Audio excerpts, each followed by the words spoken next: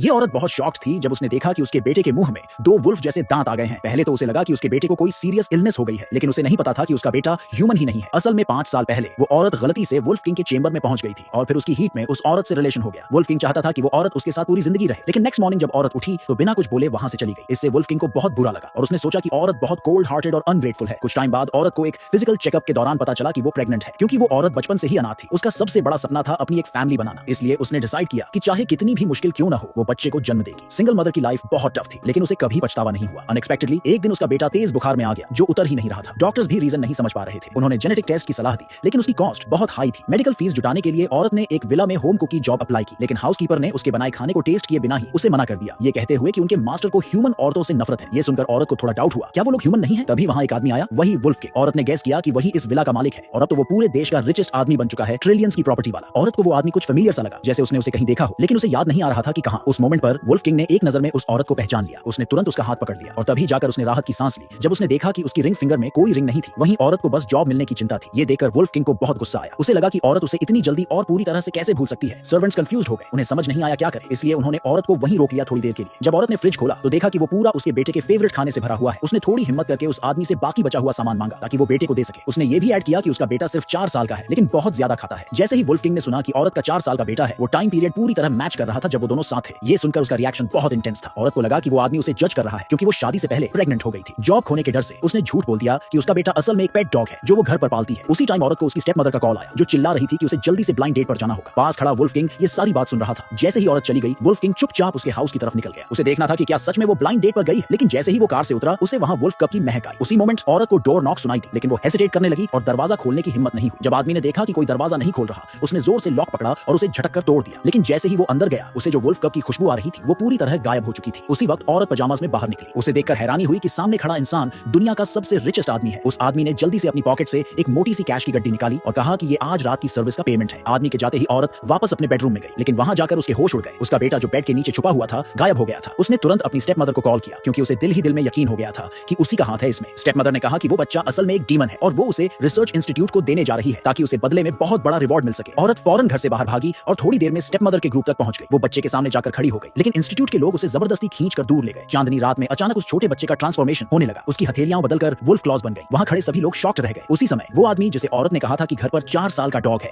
उसे कुछ गड़बड़ लगने लगी। उसे याद आया कि उस दिन उसके घर पर न कोई डॉग दिखा था और न ही उसकी स्मेल आई थी। अब डाउट से भरा हुआ उसने तुरंत अपने असिस्टेंट को भेजा कि जाके दोबारा चेक करो। उधर औरत की हालत बिगड़ती जा रही थी। रिसर्च इंस्टीट्यूट के लोगों ने उसके बेटे को जबरदस्ती उठा लिया था। औरत बुरी तरह लड़ रही थी अपने बेटे को बचाने के लिए, लेकिन एक स्टाफ ने उसे जोर से धक्का देकर जमीन पर गिरा दिया। उसी क्रिटिकल मोमेंट पर वो आदमी वहां टाइम पर पहुंच गया और फिर वो ट्रांसफॉर्म होकर बन गया असली वुल्फ किंग।